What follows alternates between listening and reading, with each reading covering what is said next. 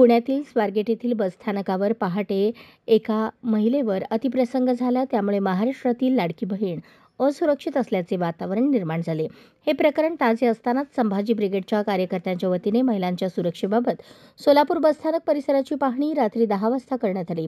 बसस्थानक परिसरामध्ये सीसीटीव्ही कॅमेरे काही ठिकाणी नसल्याचे दिसून आले. रात्री मुक्कामी जिथे बस थांबल्या जातात तिथे अंधाराचे साम्राज्य आहे.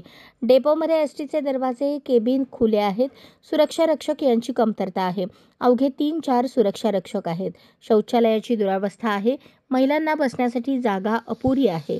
एवढे मोठे बसस्थानक परिसरामध्ये पोलीस कर्मचाऱ्यांची नेमणूक नाही. याबाबत आगार व्यवस्थापक नागेश जाधव यांना विचारले असता महिलांच्या सुरक्षेच्या बाबत काय दक्षता घेतली याचा संभाजी ब्रिगेडच्या वतीने जाब विचारण्यात आला.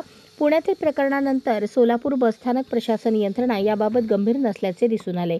संभाजी ब्रिगेडच्या स्टाईलने आंदोलन करण्याचा इशारा देताच तातडीने उपाययोजना करण्याचे आश्वासन संभाजी ब्रिगेडला आगार प्रमुख नागेश जाधव यांनी दिले. यावेळी संभाजी ब्रिगेडचे पश्चिम महाराष्ट्र अध्यक्ष श्याम कदम, जिल्हाध्यक्ष संभाजी भोसले, शहराध्यक्ष शिरीष जगदाळे, गोवर्धन गुंड, संपर्क प्रमुख शत्रुघ्न माने, वकील आघाडीचे जिल्हाध्यक्ष ॲडव्होकेट गणेश कदम, दक्षिण तालुका अध्यक्ष शेखर चौगुले, कार्याध्यक्ष यशवंत लोंढे, उपाध्यक्ष प्रशांत देशमुख, संतोष सुरवसे, जिल्हा सचिव राजेंद्र माने, संघटक सतीश वावरे, संघटक चंद्रशेखर कंटीकर, राजशेखर गायकवाड, सिद्धाराम सावळे आदी उपस्थित होते.